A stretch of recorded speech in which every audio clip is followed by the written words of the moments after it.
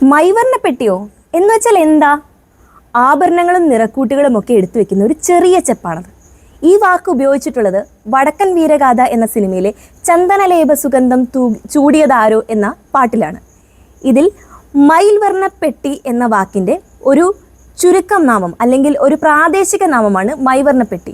ഇത് വടക്കൻ പാട്ടുകളിൽ നിന്നും എടുത്തിട്ടുള്ള വാക്കാണ്. ചന്ദനലേപ സുഗന്ധം എന്ന വരികളുടെ അർത്ഥം ചന്ദനത്തിൻ്റെ മണം കൊണ്ടുവന്നത് കാറ്റോ അതോ സുന്ദരിയായ നീയാണോ എന്നാണ്. അടുത്ത വരികൾ ചെങ്കതളി മലർ ചുണ്ടിലിന്നാർക്ക് നീ എന്നാണ്. അതിൻ്റെ അർത്ഥം ചെങ്കതളി പൂ പോലെ ആർദ്രമായ നിന്റെ ചുണ്ടുകളിൽ കുങ്കുമം പോലുള്ള നിറം നീ ആർക്കു വേണ്ടിയാണ് കരുതി വെച്ചതെന്നാണ്. അതിൻ്റെ അടുത്ത വരികളുടെ അർത്ഥം പറയുന്നത് അമ്പലത്തിൽ തൊഴുതു മടങ്ങുന്ന സമയത്ത് കരിങ്കൂവളം പോലുള്ള നിന്റെ കണ്ണുകൾ അമ്പലത്തിലെ ദേവനെയല്ലാതെ മറ്റേത് ദേവനെയാണ് കാത്തിരുന്നത് അല്ലെങ്കിൽ നോക്കിയത് എന്നാണ്.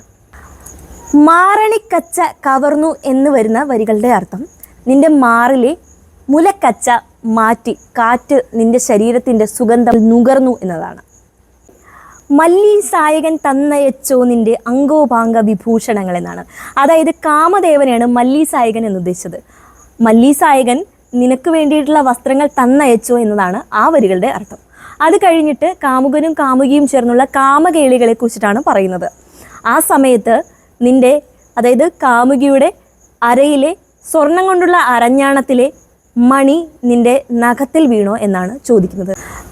കാമകേളിയെ കുറിച്ചിട്ടുള്ള കവിയുടെ കാൽപ്പനിക സൗന്ദര്യമാണ് ഈ വരികളിൽ അർത്ഥമാക്കുന്നത്.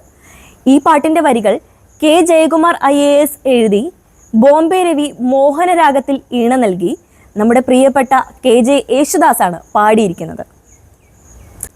കൂടുതൽ പാട്ടുകഥകൾക്കായി ഫോളോ ചെയ്യൂ. This is Aarti from music stories. കൂടുതൽ പാട്ടുകഥകളുമായി വീണ്ടും വരും. Bye by.